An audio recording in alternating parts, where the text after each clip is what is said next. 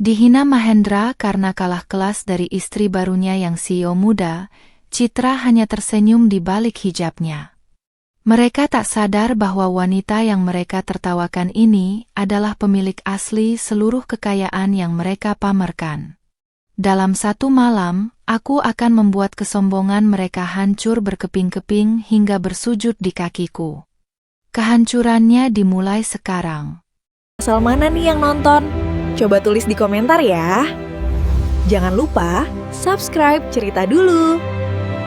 Aku berdiri di depan cermin besar, menatap pantulan diriku yang dibalut gamis premium berwarna emerald green yang dijahit khusus untuk mengikuti setiap lekuk tubuhku dengan sempurna namun tetap terlihat sangat berkelas. Hijab pashmina sutra yang kulilitkan dengan rapi di leher membingkai wajahku yang sudah kupoles dengan riasan tipis namun tajam, menciptakan kesan wanita muda berusia 25 tahun yang tidak hanya cantik secara visual tetapi juga memiliki martabat tinggi. Meskipun hatiku sempat terkoyak oleh pengkhianatan Mahendra beberapa bulan lalu, malam ini aku tidak datang sebagai pecundang yang meratapi nasib di sudut kamar yang gelap.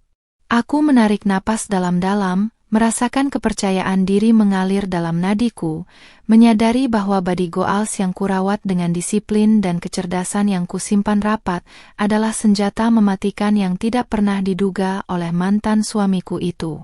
Langkah kakiku yang terbalut sepatu hak tinggi berwarna senada terdengar mantap saat menyusuri lorong marmer menuju ballroom hotel bintang 5 di pusat Jakarta, tempat di mana Mahendra merayakan pernikahan barunya.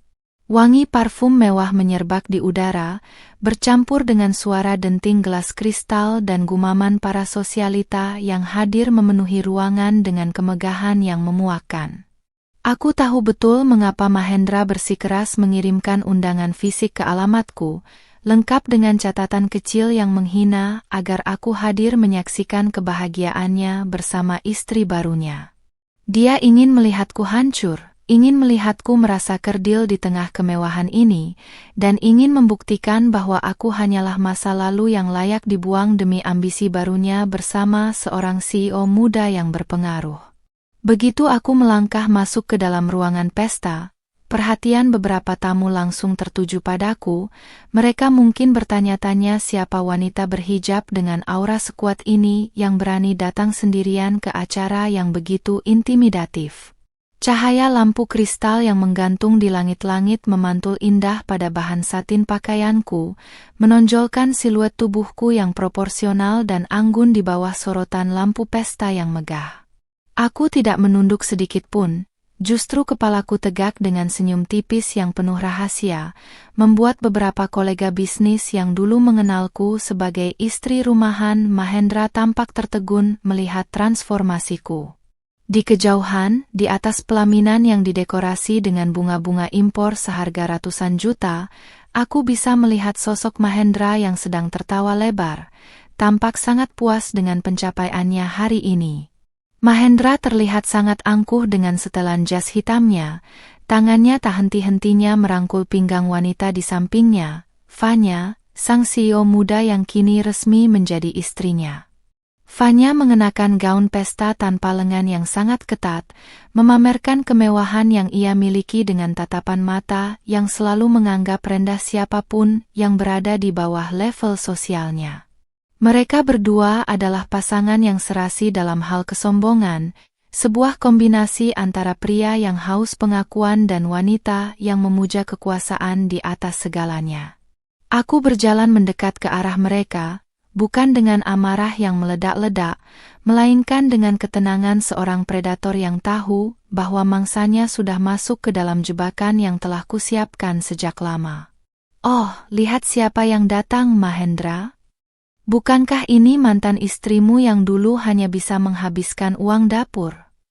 Suara melengking Fanya memecah suasana saat aku tiba di depan mereka, membuat beberapa tamu di sekitar menoleh dengan tatapan mengejek. Fanya menatapku dari ujung hijab hingga ujung sepatuku dengan pandangan menghina, seolah-olah kehadiranku di sana hanyalah noda di tengah pesta mewahnya yang sempurna. Mahendra tertawa sinis, Matanya menyapu penampilanku dengan tatapan meremehkan, seolah-olah keanggunan yang kutunjukkan malam ini hanyalah usaha putus asa untuk menarik perhatiannya kembali. Dia tidak menyadari bahwa setiap inci pakaian yang kukenakan dan setiap getaran suaraku adalah simbol dari kekuatan finansial yang jauh melampaui apa yang bisa ia bayangkan dalam mimpinya yang paling liar. Aku terkejut kamu benar-benar berani datang, Citra. Aku kira kamu sedang sibuk menangis di kontrakan sempitmu sambil meratapi nasibmu yang malang. Ucap Mahendra dengan nada suara yang sengaja dikeraskan agar didengar oleh orang-orang di sekitarnya.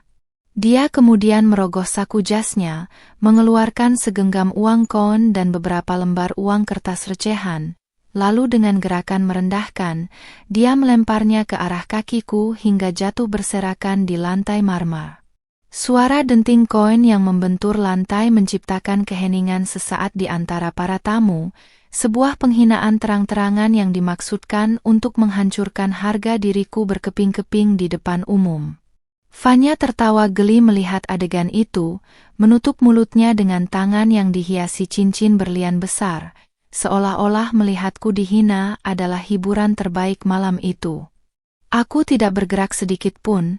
Aku tetap berdiri tegak membiarkan kon-kon itu berhenti bergulir di dekat sepatuku, sementara mataku tetap tenang menatap langsung ke dalam manik mata Mahendra yang penuh kebencian. Tidak ada air mata yang jatuh, tidak ada getaran ketakutan di bibirku, hanya sebuah senyuman manis yang perlahan terukir di wajahku, senyuman yang membuat Mahendra sedikit mengernyit karena bingung.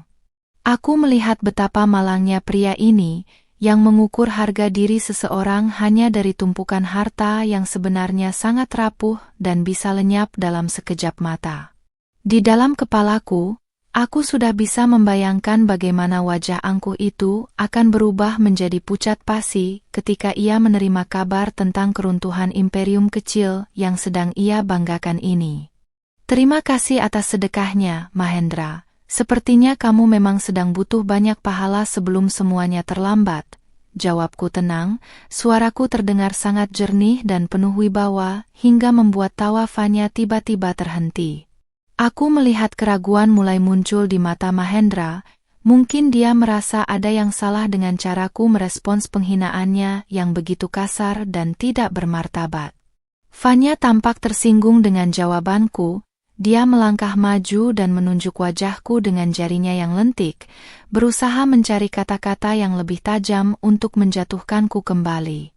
Namun, sebelum dia sempat membuka mulutnya, aku sudah lebih dulu memberikan tatapan dingin yang seolah-olah mampu menembus egonya yang tebal, membuat wanita itu refleks terdiam. Aku memutar tubuhku dengan anggun, membiarkan kain gamis emeraldku melambai indah di udara, saat aku memutuskan untuk meninggalkan area pelaminan tanpa memedulikan uang recehan yang masih berserakan di lantai. Di tengah kerumunan, aku melihat sekretaris pribadiku yang menyamar sebagai tamu undangan memberikan kode anggukan kecil, tanda bahwa rencana akuisisi perusahaan Fanya telah selesai diproses di balik layar. Malam ini memang pesta pernikahan mereka, namun bagi aku, ini adalah pesta pemakaman bagi karir dan kekayaan yang mereka agung-agungkan selama ini dengan cara menindas orang lain. Aku berjalan menuju pintu keluar dengan langkah yang jauh lebih ringan, merasa puas karena drama sesungguhnya baru saja akan dimulai tepat setelah aku melangkahkan kaki keluar dari hotel ini. Saat aku tiba di lobi hotel dan menunggu mobil mewahku dijemput oleh petugas valet, aku melirik jam tangan pintarku yang menunjukkan bahwa perintah eksekusi aset sudah terkirim ke semua sistem perbankan. Dalam hitungan jam, Mahendra akan menyadari bahwa apartemen mewah, mobil sport, dan posisi CEO milik istrinya hanyalah kenangan manis yang berubah menjadi mimpi buruk yang mencekik leher mereka. Aku tersenyum tipis sambil menatap langit malam Jakarta yang penuh dengan lampu-lampu kota, menyadari bahwa keangkuhan Mahendra akan hancur lebur bahkan sebelum fajar menyingsing di ufuk timur. Ini baru permulaan dari pembalasan dendamku yang elegan, sebuah bukti bahwa seorang wanita berhijab yang diremehkan bisa menjadi badai yang meruntuhkan segalanya dalam satu malam yang tenang. Aku duduk dengan tenang di kursi belakang mobil mewahku, membiarkan sopir pribadiku membelah kemacetan Jakarta yang masih terasa padat meski waktu sudah menunjukkan pukul 10 malam. Ponsel di genggamanku terus bergetar, memberikan notifikasi demi notifikasi dari tim hukum dan analis finansialku yang melaporkan bahwa pengalihan aset sedang berlangsung dengan mulus tanpa hambatan. Aku menyandarkan kepala, memejamkan mata sejenak sambil membayangkan wajah Mahendra yang saat ini mungkin masih sibuk bersulang dan tertawa di atas penderitaan yang ia kira sedang aku rasakan. Ada kepuasan dingin yang menjalar di hatiku, bukan karena aku haus akan harta, tetapi karena keadilan yang selama ini tertunda akhirnya menemukan jalannya sendiri melalui strategi yang telah kususun dengan sangat rapi. Di dalam ballroom yang masih bising dengan musik pesta, Mahendra sedang memamerkan sebuah jam tangan edisi terbatas kepada kolega bisnisnya, mengklaim bahwa itu adalah hadiah pernikahan dari istri barunya yang hebat. Dia tidak tahu bahwa kartu kredit yang ia gunakan untuk membayar sewa gedung dan catering mewah malam ini telah diblokir secara permanen oleh sistem pusat sejak 5 menit yang lalu. Fanya pun demikian, dia masih berdiri dengan angkuh di samping Mahendra, menerima ucapan selamat dari para tamu tanpa menyadari bahwa kursi jabatan CEO yang ia banggakan telah resmi dicopot melalui rapat umum pemegang saham luar biasa yang baru saja ditutup. Keangkuhan mereka adalah istana pasir yang sedang menunggu ombak besar menghantam, dan aku adalah ombak yang akan menghapus jejak mereka dari pesisir kemewahan ini. Tiba-tiba, suara dering ponsel yang sangat kencang terdengar dari saku jas Mahendra, memaksanya untuk meminta maaf kepada tamunya dan menjauh sedikit dari keramaian untuk mengangkat telepon tersebut. Wajahnya yang semula merah karena pengaruh alkohol dan tawa perlahan-lahan berubah menjadi pucat pasi saat mendengar suara di seberang sana yang mengabarkan berita buruk. Itu adalah asisten pribadinya yang memberitahu bahwa seluruh rekening perusahaan telah dibekukan dan ada perintah pengosongan rumah dinas yang harus dilakukan besok pagi. Mahendra hampir menjatuhkan gelas kristal di tangannya, matanya bergerak gelisah mencari sosok Fanya yang masih asyik mengobrol, merasa bahwa dunianya yang megah baru saja diguncang oleh gempa bumi yang tidak terdeteksi. Fanya menyadari perubahan ekspresi suaminya dan segera menghampiri dengan raut wajah bingung. Namun sebelum dia sempat bertanya, ponselnya sendiri mulai berdering tanpa henti dari nomor-nomor yang tidak dikenal. Satu demi satu dewan komisaris mengirimkan pesan singkat yang menyatakan bahwa mereka tidak lagi membutuhkan jasanya dan seluruh fasilitas perusahaan, termasuk mobil mewah yang terparkir di depan hotel, akan ditarik malam ini juga. Kepanikan mulai merayap di wajah cantik yang dipoles riasan tebal itu. Ia mencoba menelepon balik namun semua panggilannya ditolak, meninggalkannya dalam ketidakpastian yang mencekam di tengah pesta yang masih berlangsung. Orang-orang di sekitar mereka mulai berbisik, menyadari ada sesuatu yang tidak beres ketika melihat pasangan pengantin baru itu tampak seperti orang yang baru saja melihat hantu. Petugas keuangan hotel kemudian datang menghampiri Mahendra dengan wajah formal dan tegas, membawa tagihan sisa pembayaran pesta yang harus segera dilunasi sebelum acara berakhir. Mahendra dengan tangan gemetar mengeluarkan kartu kredit hitamnya, mencoba menunjukkan sisa-sisa kesombongannya di depan petugas itu, namun mesin EDC menunjukkan pesan declined berkali-kali. Suasana yang tadinya ceria berubah menjadi sangat canggung. Beberapa tamu elit yang berada di dekat mereka mulai menarik diri, tidak ingin terlibat dalam drama keuangan yang memalukan tersebut. Fanya mencoba membela diri dengan membentak petugas hotel, namun suaranya justru menarik lebih banyak perhatian dan membuat mata semua orang tertuju pada kegagalan mereka yang sangat memalukan. Ini pasti kesalahan sistem. Kalian tahu siapa saya? Saya adalah CEO dari V Holdings. Teriak Fanya dengan suara yang mulai serak karena amarah dan ketakutan yang bercampur aduk. Namun, petugas hotel itu hanya menunjukkan sebuah berita yang baru saja rilis di portal media bisnis utama yang menyatakan bahwa V Holdings telah dinyatakan pilot dan asetnya telah dibeli oleh perusahaan anonim. Mahendra jatuh terduduk di kursi pelaminan yang mewah, napasnya memburu, dan keringat dingin mulai membasahi dahi serta jas mahalnya yang kini terasa mencekik lehernya sendiri.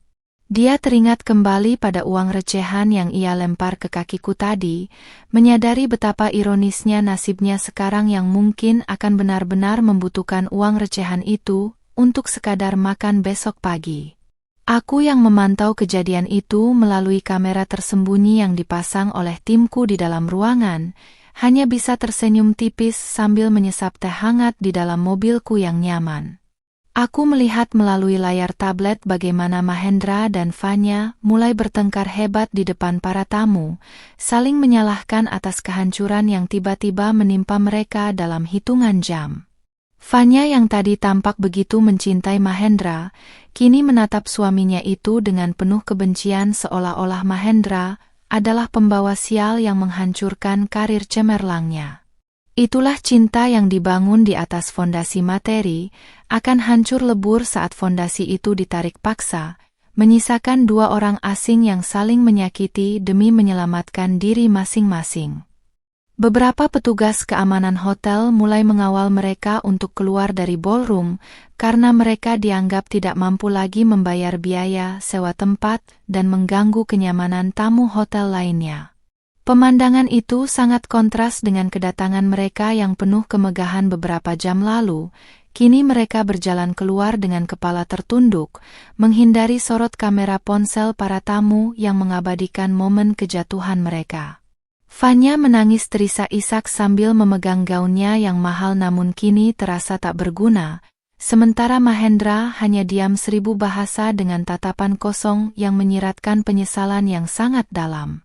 Mereka keluar dari pintu belakang hotel untuk menghindari kejaran wartawan yang entah bagaimana sudah mencium aroma skandal besar ini.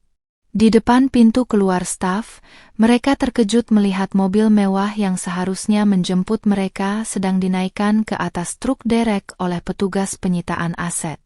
Tidak ada lagi karpet merah, tidak ada lagi pengawal yang membukakan pintu, yang ada hanyalah trotoar jalanan Jakarta yang dingin dan berdebu di tengah malam. Mahendra merogoh sakunya, mencoba mencari uang tunai untuk memesan taksi online, namun ia hanya menemukan beberapa lembar uang kecil yang tersisa. Ironisnya, jumlahnya tidak jauh berbeda dengan uang yang ia lemparkan kepadaku tadi. Mereka berdiri di pinggir jalan, dua orang yang baru saja menjadi raja dan ratu semalam, kini harus berhadapan dengan kenyataan pahit bahwa mereka tidak memiliki tempat untuk pulang. Aku menurunkan kaca mobilku saat mobilku melintas tepat di depan mereka yang sedang berdiri putus asa di pinggir jalan raya yang mulai sepi. Mahendra menoleh dan matanya membelalak kaget saat melihatku duduk dengan anggun di dalam mobil yang jauh lebih mewah dari milik istrinya, dengan tatapan yang tetap tenang dan damai. Aku tidak mengucapkan sepatah kata pun. Aku hanya memberikan senyuman manis yang sama seperti di pesta tadi, sebuah senyuman yang menjadi jawaban atas semua penghinaannya. Aku menutup kembali kaca mobilku dan memerintahkan sopir untuk melaju, meninggalkan mereka dalam debu jalanan dan kehancuran total yang merupakan hadiah dariku untuk keangkuhan mereka yang tak bertepi. Cahaya matahari pagi menyelinap masuk melalui celah gorden kamar apartemen penthouseku, menyinari wajahku yang terasa jauh lebih segar setelah tidur paling nyenyak dalam 1 tahun terakhir. Aku bangkit dari tempat tidur, meregangkan tubuhku yang tetap terjaga proporsinya, lalu berjalan menuju jendela besar yang menyuguhkan pemandangan gedung-gedung pencakar langit Jakarta. Sambil menyesap kopi hitam tanpa gula, aku mengecek laporan terbaru dari asisten pribadiku mengenai kondisi Mahendra dan istri barunya yang malang itu. Mereka ternyata menghabiskan malam di sebuah hotel melati dekat pinggiran kota, sebuah kejatuhan drastis dari rencana bulan madu mewah ke Maladewa yang selama ini mereka sombongkan di media sosial. Aku hanya tersenyum kecil, menyadari bahwa penderitaan mereka baru saja memasuki babak pembukaan yang sebenarnya. Di sebuah rumah mewah yang dulu menjadi kebanggaan Fanya, suasana tampak sangat mencekam ketika beberapa petugas berseragam resmi berdiri di depan gerbang yang sudah dirantai. Mahendra dan Fanya baru saja tiba dengan taksi tua. Wajah mereka kuyu dan pakaian pesta semalam masih melekat di tubuh, tampak sangat kontras dengan lingkungan perumahan elit tersebut. Petugas penyitaan membacakan surat perintah pengosongan aset yang menyatakan bahwa seluruh bangunan beserta isinya kini telah berpindah tangan ke pihak pemenang lelang anonim. Fanya histeris, ia mencoba merangsek masuk untuk mengambil koleksi tas bermerek dan perhiasannya, namun petugas keamanan dengan tegas menghalanginya di depan pintu masuk. Keangkuhan yang kemarin terpancar kini berganti dengan jeritan putus asa yang tidak dipedulikan oleh siapapun. Kalian tidak bisa melakukan ini. Aku pemilik rumah ini. Mana surat resminya? Teriak Fanya dengan suara parau dan maskara yang luntur menghiasi wajahnya yang kini terlihat jauh lebih tua dari usia aslinya. Mahendra hanya berdiri mematung di sampingnya. Pria itu tampak seperti kehilangan jiwanya, menatap kosong ke arah papan pengumuman penyitaan yang terpancang di halaman depan. Dia yang dulu selalu membual tentang kekuatan hukum dan relasi bisnisnya, kini menyadari bahwa di hadapan uang yang jauh lebih besar, posisinya tidak lebih dari sekadar butiran debu. Mereka tidak tahu bahwa akulah yang menandatangani perintah pengosongan itu tadi malam, memastikan bahwa mereka tidak akan memiliki satu malam lagi untuk tidur di bawah atap yang mewah. Petugas hanya memberikan waktu 10 menit bagi mereka untuk mengambil barang-barang pribadi yang paling mendesak, itu pun hanya apa yang bisa mereka bawa dengan tangan kosong. Aku menyaksikan kejadian itu melalui dashboard kamera yang terhubung langsung ke ponselku, melihat betapa memalukannya saat Fanya keluar membawa satu kantong plastik berisi baju ganti dan sepasang sepatu yang berantakan. Mahendra mengikuti di belakangnya, hanya membawa tas ransel lamanya yang dulu sering ia gunakan saat kami masih hidup susah sebelum dia bertemu Fanya. Melihat pemandangan itu, aku teringat betapa dulu aku selalu mendukungnya dari nol, hanya untuk dikhianati saat dia merasa sudah berada di puncak dunia bersama wanita lain. Saat mereka berdiri di trotoar depan rumah yang kini bukan lagi milik mereka, sebuah mobil sedan hitam berhenti tepat di depan mereka, dan kaca jendela belakang perlahan turun. Aku menampakkan wajahku, lengkap dengan hijab sutra warna coklat susu yang membungkus wajah cantikku dengan sempurna, menatap mereka dengan penuh simpati yang dibuat-buat. Mahendra tersentak, ia melangkah mendekat ke mobilku dengan tatapan memohon, seolah-olah mengharapkan sebuah keajaiban atau belas kasihan dari wanita yang baru saja ia permalukan di depan umum. Aku bisa melihat keringat dingin mengucur di pelipisnya, dan bibirnya yang gemetar seolah ingin mengucapkan kata maaf, namun ego di hatinya masih tampak bertarung dengan kenyataan pahit ini. Citra, tolong aku, ini pasti ada kesalahan. Katakan pada mereka kalau ini semua hanya salah paham, ucap Mahendra dengan suara yang hampir tidak terdengar karena rasa malu yang luar biasa. Aku hanya menatapnya dengan tenang, mataku menyapu penampilannya yang kini berantakan, jauh dari kesan pria mapan yang kemarin memamerkan jam tangan mewahnya. Aku tidak merasakan amarah, yang ada hanyalah rasa hambar karena pria ini ternyata jauh lebih lemah dari yang kubayangkan saat ia tidak memiliki harta. Aku menarik napas dalam, membetulkan letak hijabku yang menutupi dada dengan rapi, sebelum akhirnya membuka mulut untuk memberikan serangan mental yang lebih mematikan bagi harga dirinya. Kesalahan apa, Mahendra? Bukankah kemarin kamu bilang aku adalah wanita miskin yang hanya bisa mengharap sedekah darimu? Tanyaku dengan nada bicara yang sangat lembut namun tajam seperti sembilu. Fanya yang tadinya sibuk menangis langsung mendongak, matanya yang merah menatapku dengan penuh amarah dan kecurigaan, seolah baru menyadari siapa dalang di balik semua kehancuran ini. Dia mencoba menghina penampilanku lagi, namun suaranya tercekat saat melihat bros berlian asli yang tersemat di hijabku, sebuah perhiasan yang harganya mungkin setara dengan gaji 1 tahunnya sebagai CEO dulu. Mereka berdua akhirnya terdiam, menyadari bahwa jarak strata sosial di antara kami telah berbalik 180 derajat dalam waktu kurang dari 24 jam. Aku mengeluarkan beberapa lembar uang koin yang kemarin ia lemparkan ke arahku. Koin-koin itu telah kubersihkan dan kusimpan di dalam kotak beludru kecil yang sangat cantik. Aku menyerahkannya kepada Mahendra melalui jendela mobil, memberikan kembali sedekah yang ia berikan kepadaku di pesta pernikahan mewahnya yang kini sudah jadi sejarah pahit. Ini milikmu, Mahendra. Simpanlah, mungkin kamu akan membutuhkannya untuk membayar angkot, atau sekadar membeli air mineral di pinggir jalan nanti siang, ucapku dengan senyuman manis yang paling tulus yang pernah kuberikan padanya. Wajah Mahendra berubah menjadi merah padam karena penghinaan yang berbalik kepadanya dengan cara yang jauh lebih elegan dan berkelas. Fanya mencoba menyerangku dengan kata-kata kasar, menuduhku sebagai wanita licik yang menggunakan cara kotor untuk merebut hartanya. Namun aku hanya menutup kaca mobilku dengan perlahan tanpa memedulikan teriakannya. Aku tidak perlu membalas cacian dengan cacian, karena hukum pasar dan kekuatan finansial telah memberikan balasan yang jauh lebih menyakitkan daripada sekadar adu mulut. Mobilku melaju perlahan, meninggalkan mereka yang kini menjadi tontonan warga sekitar dan para tetangga elit yang dulu sering mereka remehkan di lingkungan perumahan itu.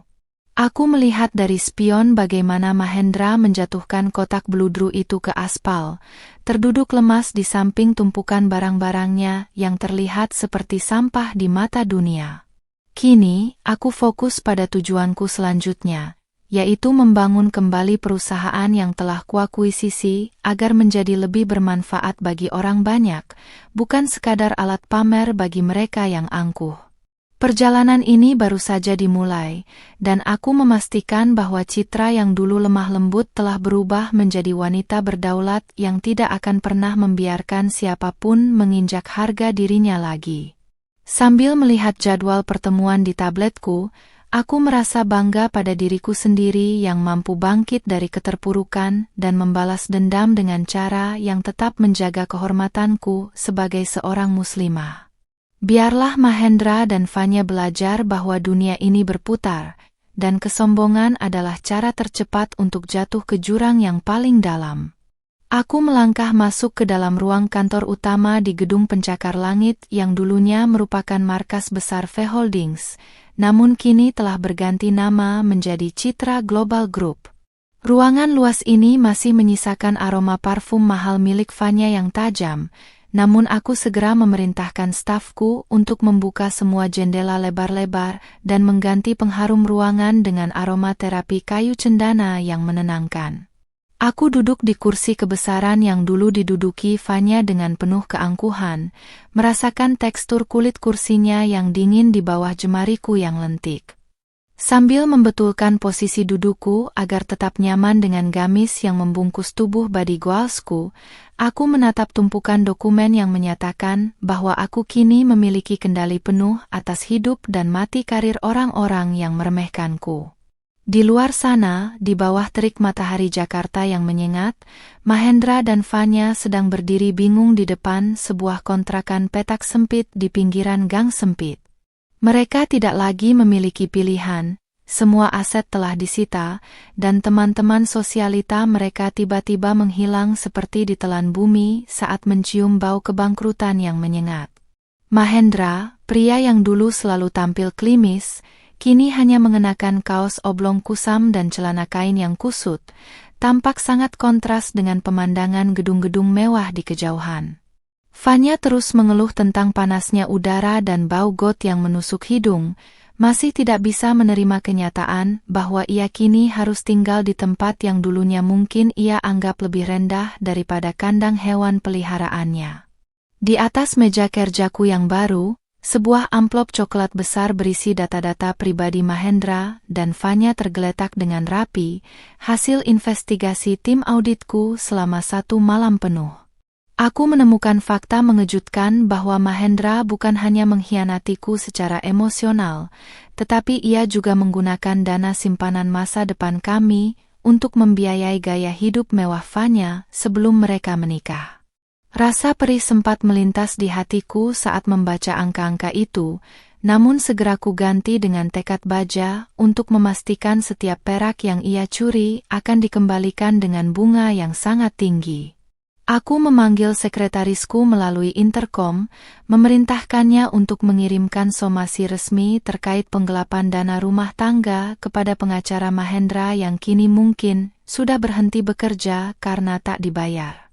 Sementara itu, Mahendra mencoba menghubungi beberapa mantan relasi bisnisnya, berharap ada 1 atau 2 orang yang berbelas kasihan memberikan pekerjaan atau sekadar pinjaman modal.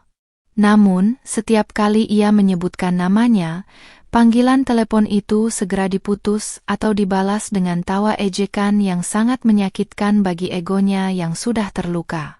Kabar tentang bagaimana ia membuang istri sahnya demi wanita lain hanya untuk jatuh miskin dalam semalam telah menjadi konsumsi publik di kalangan pebisnis, menjadikannya sosok yang dianggap tidak memiliki integritas. Mahendra kini mulai menyadari bahwa tanpa gelar dan tanpa uang di saku, ia hanyalah pria biasa yang tidak memiliki keahlian apapun selain membual tentang kesuksesan yang sebenarnya dibangun di atas pengorbananku. Sore harinya, aku memutuskan untuk melakukan inspeksi mendadak ke area pergudangan yang baru saja kuambil alih, menggunakan mobil SUV hitam yang gagah agar perjalananku tidak terlalu mencolok. Aku ingin melihat langsung bagaimana operasi lapangan berjalan tanpa campur tangan orang-orang kepercayaan Fanya yang korup dan tidak kompeten. Saat berjalan di antara barisan kontainer, aku melihat para pekerja yang dulu sering dibentak oleh Fanya kini tampak lebih bersemangat karena aku telah menaikkan standar kesejahteraan mereka secara signifikan. Aku tersenyum ramah kepada mereka, menunjukkan bahwa seorang pimpinan tidak perlu berteriak untuk mendapatkan rasa hormat, cukup dengan memberikan keadilan dan perhatian yang tulus kepada bawahannya. Kejutan besar terjadi ketika aku melihat sosok pria yang sangat kukenal sedang mengangkut kardus-kardus berat di sudut gudang sebagai pekerja harian lepas. Pria itu adalah Mahendra. Rupanya, setelah ditolak di mana-mana, ia terpaksa mengambil pekerjaan kasar demi bisa membeli sesuap nasi untuk dirinya dan Fanya yang terus merengek kelaparan di kontrakan. Aku berhenti beberapa meter darinya, membiarkan bayanganku jatuh tepat di depan kakinya yang gemetar karena kelelahan mengangkat beban yang tidak pernah ia bayangkan sebelumnya. Mahendra mendongak. Wajahnya yang kotor oleh debu dan keringat langsung pucat pasi saat melihatku berdiri anggun dengan hijab yang berkibar tertiup angin gudang yang kencang. "Citra, apa yang kamu lakukan di sini?" Tanyanya dengan suara serak, hampir tidak percaya bahwa wanita yang ia hinakan dengan uang recehan kini adalah pemilik sah dari tempat ia mencari nafkah kasar. Aku tidak langsung menjawab, aku hanya memandangi tumpukan kardus yang ada di tangannya, lalu beralih menatap penampilannya yang sangat mengenaskan dan bau keringat yang menyengat. Fanya yang entah bagaimana menyusul ke gudang untuk meminta uang makan, tiba-tiba muncul dari balik kontainer dan tertegun melihat kehadiranku yang bak bidadari di tengah kekumuhan gudang tersebut. Dia yang dulu menganggapku rendah karena hijabku, kini tampak seperti gelandangan yang sedang menatap seorang ratu dengan rasa iri yang tak tertahankan. "Sepertinya pekerjaan ini cocok untukmu, Mahendra. Setidaknya di sini kamu belajar bagaimana rasanya mencari uang dengan keringat sendiri, bukan dengan mencuri uang istri," ucapku dengan nada suara yang tenang namun menusuk tepat ke jantungnya. Mahendra menjatuhkan kardus di tangannya, menimbulkan bunyi debuman keras yang menarik perhatian para pekerja lain yang mulai berbisik-bisik melihat drama tersebut. Fanya mencoba berteriak menghujatku, namun seorang petugas keamanan gudang segera mendekat dan memberikan peringatan keras bahwa orang luar tidak diizinkan masuk tanpa kepentingan bisnis. Kehinaan yang mereka rasakan saat ini mungkin 1000 kali lebih pedih daripada rasa malu yang kupendam saat Mahendra mengusirku dari rumah kami dulu. Aku mengeluarkan sebuah dokumen kecil dari tas mewahku, sebuah surat penawaran penyelesaian utang yang menyatakan bahwa aku bersedia menghapus sebagian tuntutanku jika ia menyerahkan satu-satunya aset yang masih tersisa atas namanya, tanah warisan keluarganya di desa. Mahendra tampak bimbang, itu adalah tanah terakhir yang ia miliki sebagai harga diri keluarganya, namun ia tahu bahwa tanpa kesepakatan denganku, ia akan berakhir di penjara karena kasus penggelapan dana. Aku memberinya waktu hanya 5 menit untuk memutuskan, sambil terus memperlihatkan wajah yang tenang seolah-olah hidupnya tidak lebih penting daripada jadwal makan siangku. Akhirnya, dengan tangan gemetar dan air mata yang mulai mengalir, Mahendra menandatangani dokumen itu di atas tumpukan kardus kotor sebagai alasnya. Aku mengambil kembali dokumen itu dengan ujung jari, memberikan senyuman manis terakhir sebagai tanda berakhirnya hubungan kami untuk selamanya dalam segala aspek hukum dan emosional. Aku berjalan pergi meninggalkan gudang yang pengap itu, masuk kembali ke dalam mobilku yang sejuk. Sementara di belakangku Mahendra jatuh tersungkur sambil meraung menyesali segala kebodohannya. Kini, semua yang pernah menjadi milik mereka telah berpindah tangan kepadaku, bukan karena aku dendam, tetapi karena alam semesta sedang bekerja untuk menyeimbangkan neraca keadilan.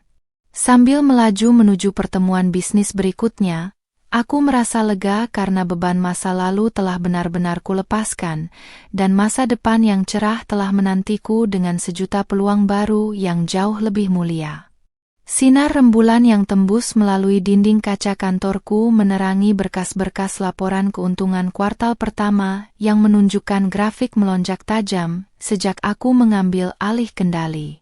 Aku duduk menyandarkan punggung di kursi kerja ergonomis, mengenakan gamis sutra berwarna navy blue yang memberikan kesan tegas sekaligus elegan pada siluet tubuhku yang tetap terjaga sempurna.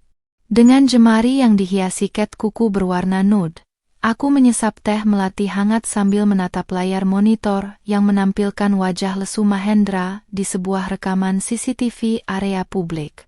Citra yang dulu selalu merasa bersalah kini telah bertransformasi menjadi pemimpin yang tidak mengenal belas kasihan pada pengkhianat, karena bagiku, martabat tidak bisa dibeli dengan permohonan maaf yang terlambat. Di sebuah kedai kopi pinggiran yang kumuh, Mahendra tampak sedang berdebat sengit dengan Fanya mengenai sisa uang di dompet mereka yang hanya cukup untuk membeli 2 bungkus mie instan. Fanya yang dulu terbiasa dengan perawatan kuku di salon ternama kini, menangis melihat tangannya yang kasar dan pecah-pecah akibat mencoba mencuci pakaian sendiri di bak mandi umum. Tidak ada lagi tawa kemenangan atau hinaan pedas yang keluar dari mulutnya, yang ada hanyalah saling menyalahkan atas keputusan bodoh mereka yang mengusik ketenanganku. Mereka berdua adalah gambaran nyata dari kehancuran ego yang tidak memiliki landasan moral, terombang-ambing di tengah kerasnya ibu kota tanpa ada satupun tangan yang bersedia mengulurkan bantuan. Esok paginya, aku menghadiri acara peresmian yayasan pendidikan yang kudirikan untuk anak-anak kurang mampu, sebuah proyek yang selama ini selalu dilarang oleh Mahendra karena dianggap membuang-buang uang. Aku hadir dengan tampilan yang sangat memukau, mengenakan hijab pashmina berwarna perak yang berkilau di bawah sinar matahari, dipadukan dengan busana muslimah modern yang menunjukkan sisi manis sekaligus berwibawa. Puluhan jurnalis dari media bisnis dan hiburan berebut mendapatkan kutipan dariku, menanyakan rahasia sukses seorang wanita muda berhijab sepertiku dalam membangun imperium bisnis yang begitu masif dalam waktu singkat. Aku hanya menjawab dengan senyum imut yang menyembunyikan kekuatan besar di baliknya, menyatakan bahwa doa orang yang terzalimi adalah kunci kesuksesan yang paling instan. Kabar tentang kesuksesanku yang viral di semua platform media sosial sampai ke telinga Mahendra melalui layar televisi bekas di warung tempatnya beristirahat sejenak dari pekerjaan kulinya. Ia menatap layar itu tanpa berkedip, melihat sosok mantan istrinya yang dulu ia anggap sampah kini sedang bersalaman dengan pejabat tinggi negara dan pengusaha internasional. Rasa sesak luar biasa menghantam dadanya saat menyadari bahwa wanita cantik nan anggun di televisi itu pernah mencintainya dengan tulus sebelum ia hancurkan demi egonya yang dangkal. Mahendra mencengkeram kepalanya sendiri, menyadari bahwa ia tidak hanya kehilangan harta, tetapi ia telah membuang permata paling berharga dalam hidupnya demi sepotong kaca pecah bernama Fanya. Sore hari itu, aku sengaja meminta sopirku untuk berhenti di depan sebuah area konstruksi di mana aku tahu Mahendra sedang bekerja lembur untuk menambah penghasilannya yang minim. Aku turun dari mobil dengan gerakan lambat yang sengaja dibuat dramatis, membiarkan aroma parfum premiumku menyebar di antara bau semen dan debu bangunan yang menyengat. Mahendra yang sedang mengaduk semen dengan tubuh penuh peluh, seketika mematung saat melihatku berdiri hanya beberapa meter darinya dengan tampilan yang sangat kontras dengan lingkungan sekitarnya. Dia tampak ingin bersembunyi di balik tumpukan batu bata karena malu, namun kakinya seolah terpaku di tanah saat aku berjalan mendekat dengan tatapan yang sangat tenang. Ternyata bekerja keras itu melelahkannya, Mahendra? Dulu saat aku menghemat uang demi modal bisnismu, kamu malah bilang aku pelit dan tidak tahu cara menikmati hidup, ucapku sambil merapikan letak hijabku yang tetap rapi meski ditiup angin kencang di lokasi proyek. Mahendra hanya bisa menunduk dalam, butiran keringat bercampur air mata jatuh ke atas adukan semen yang sedang dikerjakannya, menciptakan pemandangan yang sangat menyedihkan. Dia tidak berani menatap mataku, karena di dalam mataku ia melihat seluruh kesalahannya terpampang nyata tanpa ada satupun celah untuk membela diri lagi. Di belakangnya, mandor bangunan berteriak memintanya segera bekerja, mengingatkannya bahwa ia hanyalah buruh upahan yang tidak berhak membuang waktu untuk bernostalgia. Tiba-tiba Fanya datang dengan napas terengah-engah.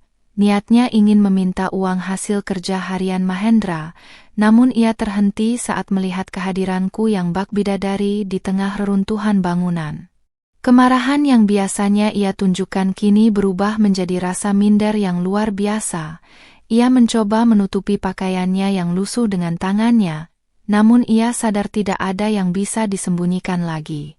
Aku menatapnya dari atas ke bawah dengan tatapan manis yang sangat menghina, seolah ingin menunjukkan bahwa kecantikan yang ia sombongkan dulu sudah luntur dimakan oleh kerasnya kenyataan hidup. Fanya hanya bisa terdiam membisu, semua kata-kata tajam yang dulu ia tujukan padaku kini tertelan kembali ke dalam tenggorokannya yang terasa sangat kering. Aku mengeluarkan sebuah undangan emas dari tas brandedku. Itu adalah undangan untuk acara syukuran kantor baruku yang akan diadakan di hotel yang sama tempat mereka menikah dulu. Aku menyerahkannya kepada Mahendra, memintanya datang sebagai tamu khusus, agar ia bisa melihat bagaimana rasanya menjadi penonton di tengah kejayaan orang yang pernah ia injak-injak. Mahendra menerima undangan itu dengan tangan yang gemetar hebat.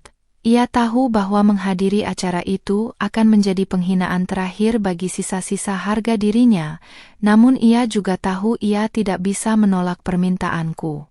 Aku memberikan senyuman manis terakhir yang paling mematikan, lalu berbalik pergi menuju mobil mewahku tanpa menoleh lagi ke arah mereka yang tampak seperti bayangan redup di tengah senja.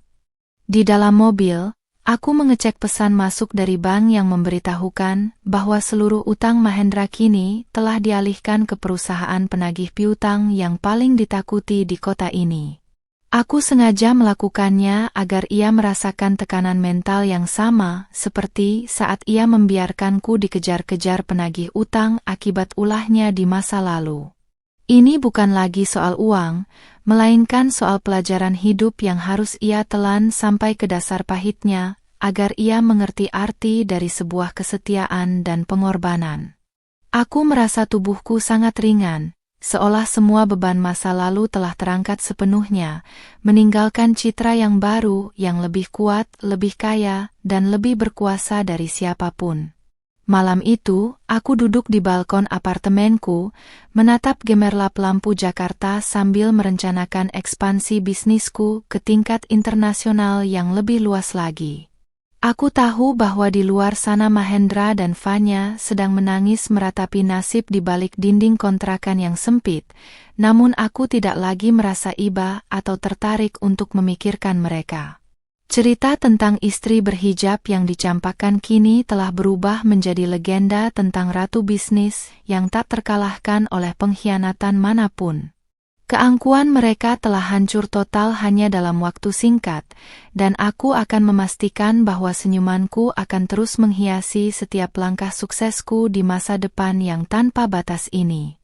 Persiapan acara syukuran di Hotel Bintang 5 itu hampir rampung, dan aku memastikan setiap detailnya melampaui kemewahan pesta pernikahan Mahendra dan Fanya beberapa bulan lalu.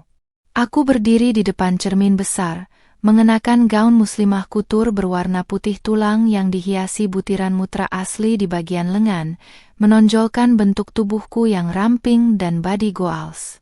Hijab sutra yang kukenakan dibentuk dengan gaya modern yang elegan, memberikan kesan manis sekaligus intimidatif bagi siapapun yang memandang.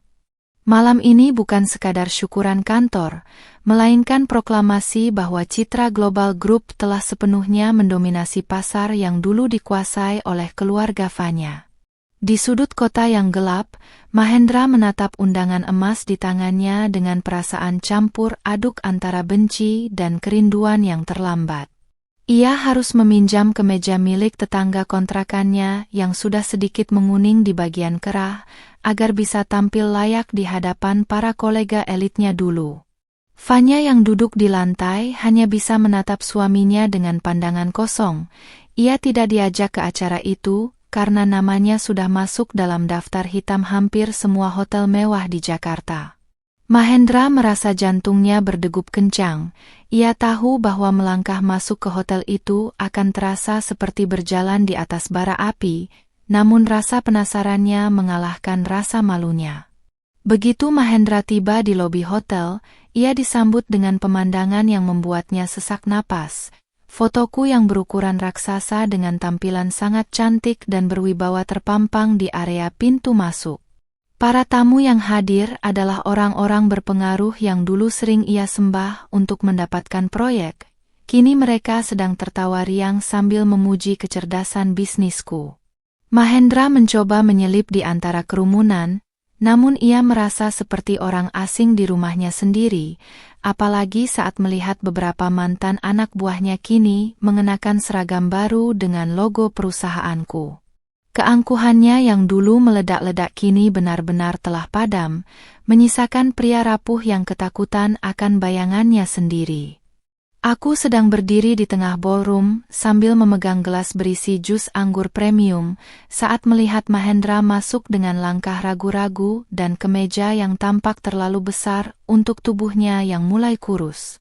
Aku tidak memalingkan muka, justru aku memberikan isyarat kepada sekretarisku untuk mengumumkan kehadirannya melalui pengeras suara agar semua mata tertuju padanya. Sontak, bisikan-bisikan pedas mulai terdengar di seantero ruangan. Beberapa orang secara terang-terangan menunjuk Mahendra sebagai pria bodoh yang membuang berlian demi segumpal tanah. Mahendra ingin sekali menghilang saat itu juga, namun petugas keamanan yang sudah kuberi instruksi menghalanginya di pintu keluar, memaksanya untuk tetap berada di sana. Aku berjalan perlahan menghampirinya. Setiap langkahku diiringi oleh denting piano yang dramatis, membuat suasana terasa semakin mencekam bagi pria yang dulu mengusirku tanpa belas kasihan. Selamat datang kembali ke tempat di mana kamu membuangku, Mahendra. Bagaimana rasanya kembali ke sini tanpa mobil mewah dan tanpa istri CEO MU? Tanyaku dengan nada suara yang sangat manis hingga membuat bulu kuduknya berdiri. Aku melihat tangannya gemetar hebat, ia mencoba menyembunyikannya di balik saku celana, namun seluruh tubuhnya tidak bisa berbohong bahwa ia sedang berada di titik terendah dalam hidupnya. Citra yang ia lihat sekarang bukanlah wanita lemah yang bisa ia gertak dengan teriakan, melainkan penguasa tunggal yang memegang kendali atas hari esoknya. Citra, aku hanya ingin bicara sebentar. Aku menyesal. Bisakah kita mulai lagi dari awal? Ucap Mahendra dengan suara memohon yang terdengar sangat menjijikkan di telingaku. Aku tertawa kecil, tawa yang terdengar sangat imut namun penuh dengan racun penolakan yang paling mematikan bagi harapannya. Aku mendekat ke telinganya, membisikkan kata-kata yang telah kupendam sejak malam ia melempar uang recehan ke wajahku di ruangan yang sama ini. Mulai dari awal? Kamu bahkan tidak punya cukup uang untuk membayar biaya parkir mobilku malam ini, Mahendra. Jangan bermimpi terlalu tinggi, nanti jatuhnya semakin sakit. Tiba-tiba, layar besar di atas panggung menyala, menampilkan data statistik hutang-hutang pribadi Mahendra yang telah jatuh tempo dan surat perintah penyitaan terakhir atas tanah warisan di desanya. Seluruh tamu undangan bersorak kecil, melihat bagaimana satu persatu kebohongan pria itu dikuliti di depan umum tanpa ada sisa sedikit pun.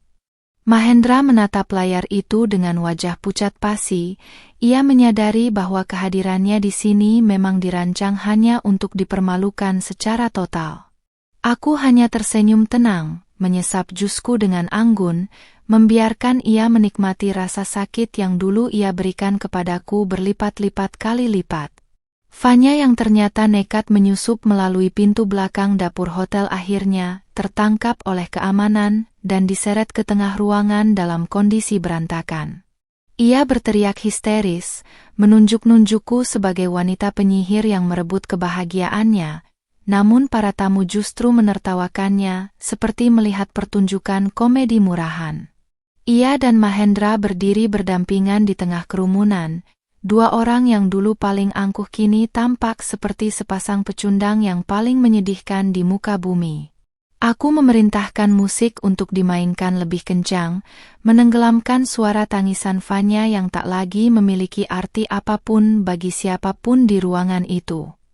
Bawa mereka keluar, mereka merusak pemandangan di pesta kemenanganku. Perintahku kepada kepala keamanan dengan nada datar seolah-olah sedang mengusir lalat yang mengganggu. Mahendra dan Fanya digiring keluar dari hotel dengan pengawalan ketat. Mereka dilempar kembali ke trotoar jalanan yang basah karena hujan yang baru saja turun. Di luar sana, mereka harus berhadapan dengan kenyataan bahwa malam ini adalah akhir dari segala akses mereka terhadap dunia kelas atas yang dulu mereka banggakan. Aku berdiri di balkon hotel, melihat mereka dari ketinggian, menyadari bahwa kemenangan yang paling manis adalah ketika musuhmu hancur oleh beban kejahatan mereka sendiri. Aku kembali masuk ke dalam pesta, disambut dengan tepuk tangan meriah dari para kolega yang kini sangat menghormatiku bukan karena takut, tapi karena prestasi. Malam itu, aku resmi menutup bab tentang Mahendra dari buku kehidupanku dan mulai menulis lembaran baru yang penuh dengan cahaya dan keberkahan. Citra yang berhijab dan imut ini telah membuktikan bahwa kelembutan bukan berarti kelemahan, dan diamnya seorang wanita bisa menjadi badai yang menghancurkan gunung keangkuhan. Esok pagi, aku akan bangun sebagai wanita yang lebih berdaya, siap menaklukkan tantangan yang lebih besar, dan meninggalkan puing-puing masa lalu di belakang selamanya. Pagi yang cerah menyambutku di kantor baru yang kini didominasi oleh teknologi mutakhir dan tim profesional yang sangat loyal. Aku duduk di sofa kulit premium, mengenakan gamis berwarna soft lavender yang menonjolkan kulit cerahku dan hijab motif bunga kecil yang manis, memberikan kesan wanita muda yang sukses namun tetap bersahaja. Di depanku, seorang pengacara senior menyerahkan map merah berisi bukti final penggelapan dana perusahaan yang dilakukan Mahendra saat ia masih menjabat sebagai direktur bayangan di perusahaan Fanya. Aku membacanya dengan teliti, merasakan detak jantung yang stabil. Tidak ada lagi amarah yang meluap, yang ada hanyalah kepastian bahwa keadilan akan segera mengetuk pintu kontrakan kumuh mereka. Sementara itu, di sebuah gang sempit yang becek, Mahendra sedang berusaha memperbaiki atap kontrakannya yang bocor dengan tangan yang penuh luka lecet. Ia tidak lagi peduli dengan penampilannya. Kemeja mahalnya dulu kini sudah berubah menjadi lap kotor, dan berat badannya turun drastis hingga tulang pipinya menonjol. Fanya hanya duduk di sudut ruangan sambil terus merutuki nasib, menolak untuk memasak atau sekadar membersihkan lantai yang kotor karena masih merasa dirinya adalah seorang ratu. Kehidupan mereka telah berubah menjadi neraka kecil di dunia, di mana setiap detik diisi dengan penyesalan yang terlambat dan pertengkaran yang tak kunjung usai mengenai siapa yang paling bersalah atas kejatuhan ini. Tiba-tiba, suara ketukan pintu yang keras dan tegas mengejutkan mereka, diikuti oleh suara beberapa pria yang memperkenalkan diri sebagai pihak kepolisian. Mahendra membeku di atas tangga kayu. Wajahnya seketika pucat pasi saat melihat surat penangkapan yang disodorkan di depan matanya terkait kasus penipuan dan pencucian uang. Fanya berteriak histeris, mencoba menghalangi petugas, namun ia justru ikut diamankan karena diduga menjadi penikmat hasil kejahatan suaminya tersebut. Tetangga sekitar keluar dari rumah masing-masing, menonton dengan tatapan mencemooh saat pasangan yang dulu sering memamerkan kemewahan itu kini digelandang dengan tangan terborgol menuju mobil tahanan. Aku memantau proses penangkapan itu melalui laporan langsung dari tim hukumku yang berada di lokasi, merasa lega karena satu persatu duri dalam hidupku mulai tercabut. Aku berdiri dan berjalan menuju jendela besar kantor, menatap langit Jakarta yang biru sambil membetulkan letak hijabku yang menutupi dada dengan rapi. Tidak ada rasa iba yang tersisa, karena aku ingat betul bagaimana Mahendra tertawa saat melempar uang receh kepadaku, sebuah luka yang hanya bisa sembuh dengan melihatnya mempertanggungjawabkan perbuatannya. Citra yang sekarang bukan lagi wanita yang bisa luluh dengan air mata buaya, melainkan wanita tangguh yang tahu kapan harus berhenti memberi ampun. Sore harinya, aku mengunjungi kantor polisi untuk memberikan keterangan tambahan sebagai saksi kunci sekaligus korban utama dari manipulasi keuangan Mahendra. Aku datang dengan pengawalan pribadi, mengenakan kacamata hitam dan tas branded yang mempertegas status sosialku saat ini sebagai pengusaha wanita paling berpengaruh. Saat melewati lorong sel tahanan sementara, aku melihat Mahendra sedang duduk meringkuk di pojok ruangan jeruji besi, tampak sangat hancur dan tak berdaya. Ia mendongak saat mendengar suara langkah sepatuku, dan matanya membelalak kaget melihat mantan istrinya berdiri di sana dengan cahaya kemenangan yang menyilaukan. "Citra, tolong cabut laporannya, aku mohon. Aku akan melakukan apa saja, asal jangan biarkan aku membusuk di sini," teriak Mahendra sambil berlari ke arah jeruji besi. Tangannya mencoba menggapai ujung gamisku namun segera ditarik mundur oleh petugas. Aku melepaskan kacamata hitamku perlahan, menatapnya dengan tatapan yang sangat dingin namun tenang, seolah-olah aku sedang melihat tumpukan sampah yang harus segera dibersihkan. Aku tidak mengucapkan sepatah kata pun untuk menghujatnya, karena diamku saat ini jauh lebih menyakitkan daripada 1000 makian yang pernah ia lontarkan padaku dulu. Senyuman manisku yang dulu ia puja kini menjadi mimpi buruk yang menghantui setiap malamnya di dalam sel yang pengap. Fanya yang berada di sel wanita sebelah juga mulai berteriak-teriak, menuduhku menggunakan kecantikanku untuk menyuap aparat agar mereka dipenjara. Aku hanya menoleh sekilas padanya, melihat wajahnya yang kini tanpa riasan, tampak kusam dan penuh dengan gurat stres yang mendalam. Aku memberikan kode kepada asistenku untuk menyerahkan sebuah dokumen kepada mereka melalui celah jeruji, sebuah dokumen yang menyatakan bahwa seluruh sisa aset mereka telah disita untuk membayar kerugian para investor. Mereka sekarang benar-benar tidak memiliki apapun, bahkan untuk menyewa pengacara murah sekalipun mereka tidak akan sanggup. Nikmatilah fasilitas barumu, Mahendra. Bukankah dulu kamu bilang aku tidak level dengan duniamu yang mewah? Sekarang sepertinya kita benar-benar berada di dunia yang berbeda, ucapku lembut dengan nada yang penuh wibawa. Aku melihat Mahendra jatuh terduduk di lantai sel yang dingin. Ia mulai menangis tersedu-sedu sambil memanggil namaku, namun suaranya hanya memantul di dinding penjara yang bisu. Tidak ada lagi Citra yang akan datang membawakannya makan malam hangat atau Citra yang memijat bahunya saat ia lelah. Yang ada hanyalah Citra sang penguasa yang baru saja menendangnya keluar dari kehidupannya selamanya. Aku keluar dari kantor polisi dengan kepala tegak, menghirup udara bebas yang terasa sangat segar setelah memberikan pelajaran terakhir bagi mereka yang angkuh.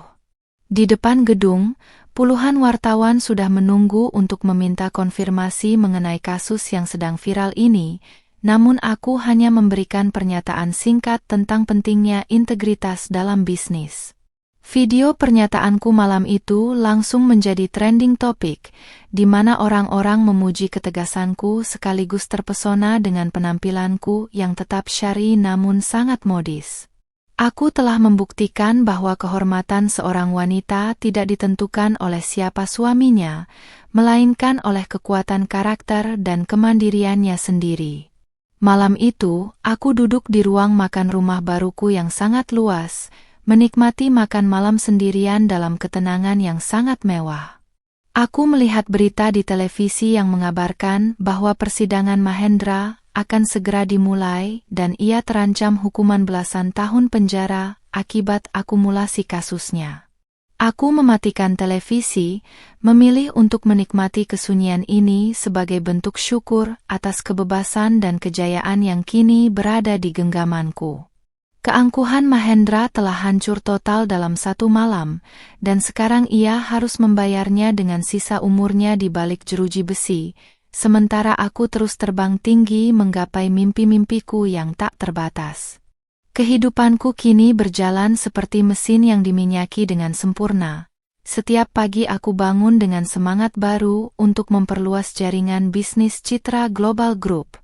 Aku berdiri di depan cermin walk-in closet, memilih setelan blazer muslimah berwarna nude pink yang dipadukan dengan rok plisket senada, menonjolkan siluet tubuhku yang ramping dan body goals.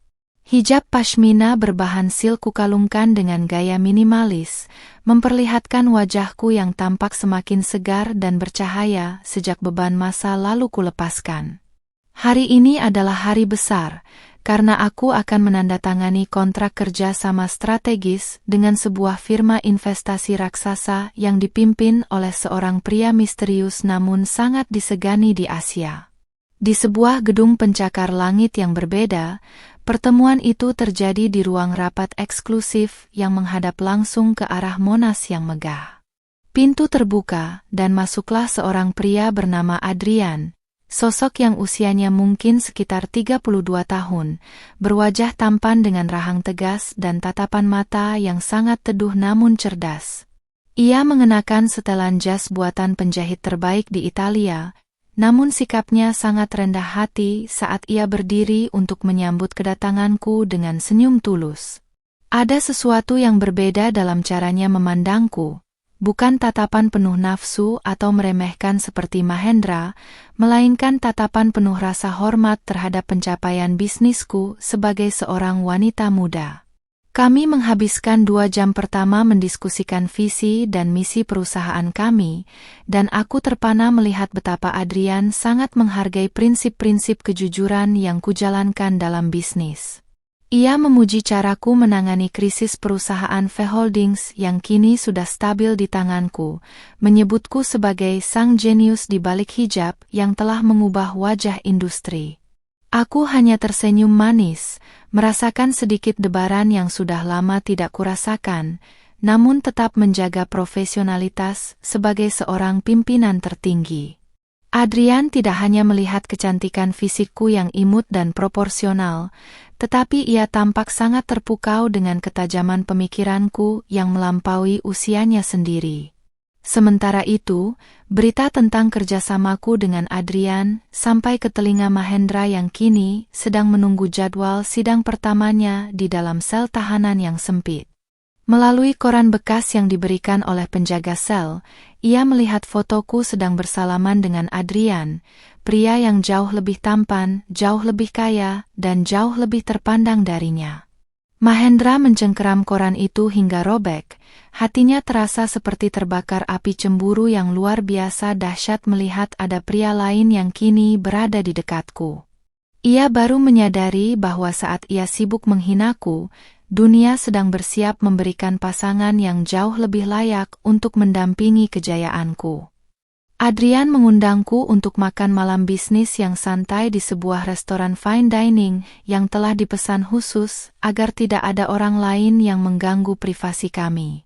Aku datang mengenakan gamis hitam dengan aksen paet kristal halus di bagian pinggang yang membentuk siluet hourglass tubuhku dengan sangat anggun. Adrian terlihat sangat terpesona, ia bahkan menarikkan kursi untukku dengan gerakan yang sangat sopan, sebuah perlakuan manis yang jarang sekali kudapatkan dari Mahendra dulu. Sepanjang malam, kami tidak hanya bicara soal angka dan profit, tapi juga soal mimpi-mimpi besar tentang bagaimana memberikan dampak positif bagi masyarakat melalui bisnis yang kami jalankan. Citra, aku sudah banyak mendengar tentang perjuanganmu, dan aku ingin kamu tahu bahwa aku sangat mengagumi ketegaranmu, ucap Adrian dengan suara rendah yang menenangkan sambil menatap mataku dalam-dalam. Aku tertegun sejenak, merasa dihargai secara tulus sebagai seorang manusia, bukan sekadar objek pameran atau alat untuk meraih kekuasaan seperti yang dilakukan Mahendra dan Fanya. Di balik hijab yang kukenakan, aku merasakan pipiku merona, sebuah respons alami dari seorang wanita yang akhirnya menemukan seseorang yang mampu melihat jiwanya. Aku menyadari bahwa kesuksesan finansial memang manis, namun dihargai oleh pria yang memiliki kualitas karakter yang hebat adalah kemenangan yang jauh lebih membahagiakan. Keesokan harinya, Adrian mengirimkan sebuket bunga tulip putih ke kantorku dengan sebuah kartu kecil bertuliskan ucapan selamat atas pencapaian baruku. Para staf kantorku mulai berbisik-bisik kagum. Mereka senang melihat pimpinan mereka mulai mendapatkan perhatian dari pria yang sepadan dan sangat terhormat. Berita kedekatan profesional kami mulai diendus oleh media, dan hal ini membuat nilai saham perusahaanku semakin melonjak tinggi karena publik melihat sinergi yang luar biasa kuat. Aku tetap bersikap tenang dan rendah hati, memastikan bahwa fokus utamaku tetap pada pertumbuhan bisnis, namun tidak menutup diri pada kemungkinan kebahagiaan baru yang sedang ditawarkan semesta. Fanya, yang kini berada di sel tahanan wanita, dikabarkan mengalami gangguan kecemasan parah setelah melihat foto-fotoku yang semakin bersinar di berbagai majalah gaya hidup mewah. Ia mencoba melakukan berbagai cara untuk menarik perhatian Mahendra agar tetap membelanya, namun Mahendra sendiri sudah terlalu hancur dengan kenyataan bahwa posisinya telah digantikan oleh pria sesempurna Adrian. Mahendra mulai sering berteriak-teriak di dalam sel, memanggil namaku dengan penuh penyesalan yang terdengar menyedihkan bagi para tahanan lainnya. Mereka berdua kini hanya tinggal sejarah kelam yang sedang perlahan terhapus oleh cahaya baru yang dibawa oleh Adrian ke dalam kehidupanku. Adrian mengajakku untuk mengunjungi salah satu proyek kemanusiaan yang ia sponsori, dan aku melihat bagaimana ia berinteraksi dengan anak-anak yatim dengan penuh kasih sayang tanpa canggung. Di sana, aku semakin yakin bahwa ia adalah sosok pria yang selama ini kubutuhkan, pria yang memiliki kekuatan untuk memimpin namun memiliki kelembutan untuk mencintai. Aku merasa sangat bersyukur bahwa pengkhianatan Mahendra membawaku ke titik ini, sebuah titik di mana aku bisa berdiri sejajar dengan orang-orang hebat yang memiliki hati nurani. Citra yang dulu selalu merasa kurang percaya diri, kini merasa sangat berdaya dan dicintai oleh lingkungan yang jauh lebih sehat dan positif. Malam itu, aku menutup hari dengan sujud syukur yang sangat panjang, menyadari betapa hebatnya rencana Tuhan dalam mengubah duka menjadi sukacita yang berlipat ganda. Keangkuhan Mahendra memang hancur dalam satu malam, namun kebahagiaanku sedang dibangun di atas fondasi yang jauh lebih kokoh dan abadi bersama orang-orang yang tepat. Aku menatap foto masa laluku yang kini kusimpan di laci terdalam, lalu menguncinya rapat-rapat, siap untuk menyambut esok hari dengan senyuman yang lebih cerah. Perjalanan ini masih panjang, namun aku tahu bahwa dengan Adrian di sisi profesional dan pribadiku, tidak ada lagi badai yang tidak bisa kuhadapi dengan kepala tegak. Hari yang paling dinantikan akhirnya tiba. Gedung pengadilan dipenuhi oleh kilatan lampu kamera wartawan yang ingin meliput sidang putusan kasus penggelapan dana dan penipuan masif yang menjerat Mahendra. Aku datang dengan penampilan yang sangat berkelas, mengenakan setelan tunik sutra berwarna midnight blue dengan aksen emas di pergelangan tangan, serta hijab pashmina yang ditata sangat rapi dan elegan. Di sampingku, Adrian berjalan dengan gagah, tangannya sesekali berada di belakang punggungku untuk memberikan perlindungan dan dukungan moral yang tak tergoyahkan. Kehadiranku bukan untuk memaki, melainkan untuk menjadi saksi bisu bagaimana hukum dunia meruntuhkan sisa-sisa keangkuhan pria yang pernah menganggapku debu. Mahendra memasuki ruang sidang dengan tangan terborgol dan mengenakan rompi tahanan berwarna oranye yang sangat kontras dengan kulitnya yang kini kusam dan tak terawat. Begitu matanya menangkap sosokku yang duduk di barisan depan bersama Adrian, langkahnya terhenti sejenak dan wajahnya menunjukkan ekspresi luka yang sangat dalam. Ia melihat bagaimana Adrian berbisik lembut di telingaku dan bagaimana aku membalasnya dengan senyum manis yang dulu hanya miliknya, namun kini telah menjadi milik orang lain yang lebih menghargaiku. Ruang sidang yang dingin itu seolah menjadi panggung terakhir bagi drama kehancuran yang ia tulis sendiri sejak malam pengkhianatan itu. Jaksa penuntut umum membacakan daftar panjang kejahatan finansial yang dilakukan Mahendra, termasuk manipulasi dokumen yang merugikan ratusan investor kecil dan pengalihan dana ilegal ke rekening Fanya. Sepanjang pembacaan tuntutan, Mahendra hanya bisa menunduk, bahunya bergetar hebat menunjukkan isak tangis yang tertahan di depan majelis hakim yang tampak sangat tegas. Fanya, yang juga hadir sebagai terdakwa pendamping, terlihat jauh lebih hancur. Rambutnya yang dulu selalu tertata mewah kini berantakan, dan matanya terus mencari perlindungan yang tidak akan pernah ia dapatkan lagi. Mereka berdua adalah bukti nyata bahwa persatuan yang dibangun di atas kejahatan akan runtuh dengan cara yang paling memalukan.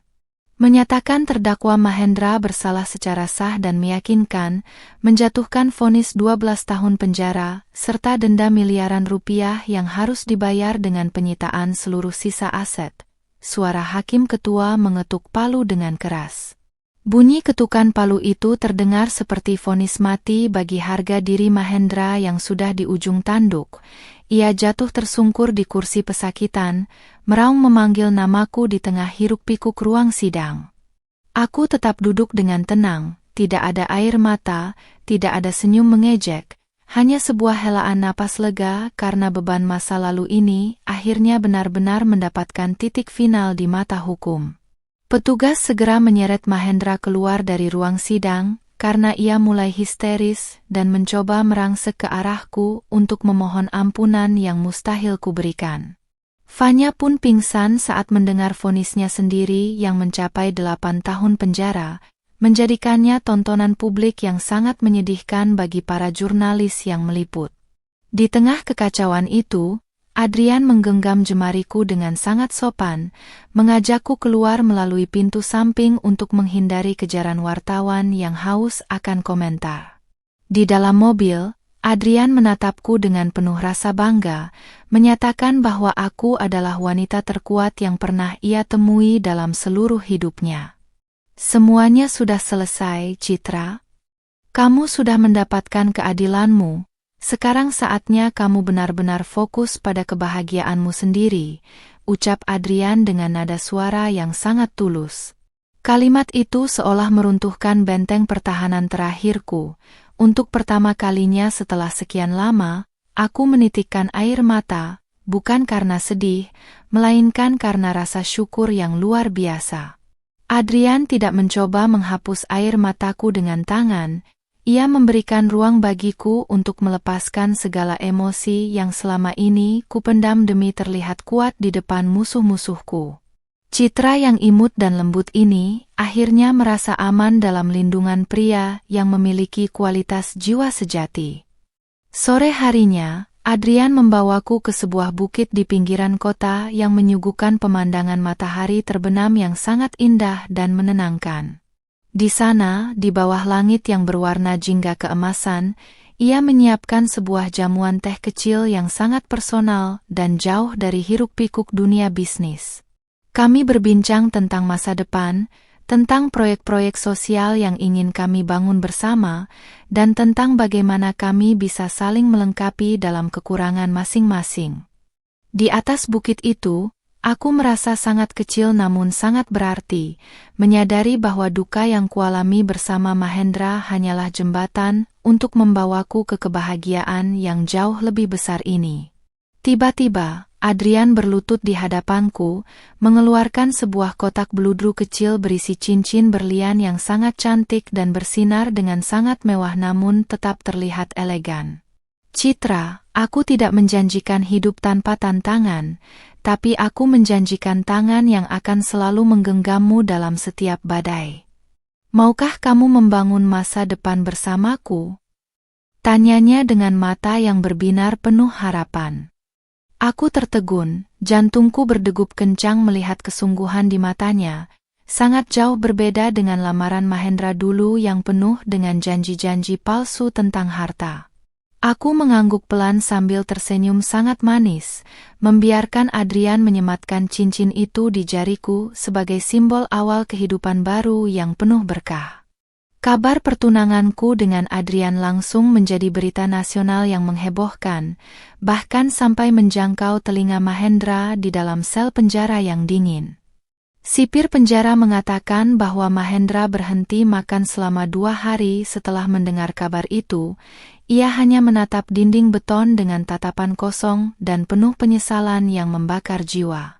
Ia menyadari bahwa sementara ia akan menghabiskan masa mudanya di balik jeruji besi, aku akan hidup dalam kemuliaan bersama pria yang jauh lebih hebat darinya dalam segala hal. Inilah balasan yang paling menyakitkan bagi seorang pengkhianat, melihat orang yang ia lukai hidup jauh lebih bahagia daripada saat bersamanya. Aku menutup hari itu dengan melihat pantulan diriku di cermin, melihat seorang wanita berhijab yang tetap menjaga lekuk tubuhnya dengan busana yang sopan, namun memiliki kekuatan untuk mengubah dunia di sekitarnya. Cincin di jariku berkilau terkena cahaya lampu, mengingatkanku bahwa setelah malam yang paling gelap, selalu ada fajar yang membawa kehangatan dan harapan baru. Aku tidak lagi menyimpan dendam pada Mahendra, karena bagiku, ia sudah mati bersama masa laluku yang pahit. Esok adalah babak final dari perjalanan ini, di mana aku akan membuktikan bahwa kemenangan sejati bukan hanya tentang menghancurkan musuh, tapi tentang bagaimana kita membangun kebahagiaan yang tak tergoyahkan. Hari yang dinantikan akhirnya tiba, sebuah resepsi pernikahan yang disebut-sebut sebagai acara termewah tahun ini digelar di sebuah resort eksklusif di Bali dengan pemandangan tebing yang menghadap langsung ke Samudera Hindia. Aku berdiri dengan anggun mengenakan gaun pengantin muslimah haute couture berwarna putih salju yang bertabur ribuan kristal Swarovski, menonjolkan siluet tubuh body goalsku dengan sangat elegan namun tetap terhormat. Hijab sutra tipis yang menjuntai indah di kepalaku dipadukan dengan mahkota kecil yang berkilau, menjadikanku ratu di hari yang paling bahagia ini. Di sampingku, Adrian berdiri dengan gagah mengenakan setelan jas putih yang membuatnya tampak seperti pangeran dari negeri dongeng, menatapku dengan binar cinta yang tidak pernah kudapatkan dari siapapun sebelumnya. Di sudut lain negeri ini, di balik dinding beton penjara yang lembab dan berbau apek, Mahendra hanya bisa duduk meringkuk sambil menatap jeruji besi yang seolah mencekik lehernya. Ia tidak lagi memiliki akses ke dunia luar, kecuali melalui suara televisi dari kejauhan yang sedang menyiarkan berita langsung tentang pernikahan megah sang ratu bisnis dan investor Asia. Setiap kali nama Citra disebut oleh pembawa berita, Mahendra memukulkan kepalanya ke dinding, merasa dadanya sesak oleh penyesalan yang membakar jantungnya hingga ia sulit bernapas. Ia teringat kembali bagaimana ia dulu mengusirku dari rumah dengan hanya membawa satu koper kecil, dan kini ia menyadari bahwa yang ia usir sebenarnya adalah keberuntungan dan kebahagiaan hidupnya sendiri. Resepsi pernikahanku dihadiri oleh tokoh-tokoh penting dunia, namun di tengah kemewahan itu, aku dan Adrian memilih untuk melakukan sesuatu yang berbeda. Kami mengumumkan pemberian beasiswa untuk 10.000 anak yatim sebagai tanda syukur. Aku tersenyum sangat manis saat kamera media mengabadikan momen tersebut, memperlihatkan bahwa kecantikan dan kekayaan yang kumiliki saat ini adalah alat untuk berbagi, bukan untuk menindas seperti yang dilakukan Mahendra dan Fanya. Adrian menggenggam tanganku dengan erat, memberikan kekuatan emosional yang luar biasa, membuatku merasa benar-benar utuh sebagai seorang wanita berdaulat yang dicintai tanpa syarat. Malam itu, kembang api raksasa menghiasi langit Bali, seolah ikut merayakan kemenangan hati yang selama ini terzalimi. Sementara itu, Fanya di sel tahanan wanita sedang mengalami depresi berat karena tidak mampu beradaptasi dengan lingkungan penjara yang keras tanpa fasilitas mewah. Ia harus mengantre untuk makanan yang sederhana dan tidur di atas kasur tipis yang membuat kulitnya yang dulu mulus kini dipenuhi ruam dan bekas luka. Keangkuhannya sebagai CEO muda telah hancur total. Teman-temannya yang dulu menjelat kini menghujatnya habis-habisan di media sosial, menjadikannya simbol keserakahan yang jatuh ke dalam jurang kehinaan.